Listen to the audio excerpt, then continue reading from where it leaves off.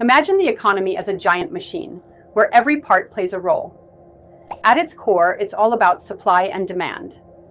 When people want more of something, like the latest smartphone, companies ramp up production.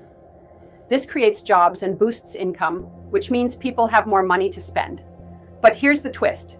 If there's too much of something like, say, a surplus of oranges, prices drop. Suddenly, farmers might not make enough to cover their costs. This balance is crucial. Then there's inflation, which is like the economy's way of saying, things are getting pricier. A little inflation is normal, but too much can squeeze our wallets. And let's not forget about interest rates.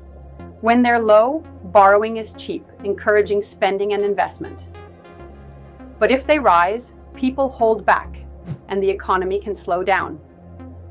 So, in a nutshell, the economy is a dance of choices, prices, and policies, all interconnected, shaping our everyday lives.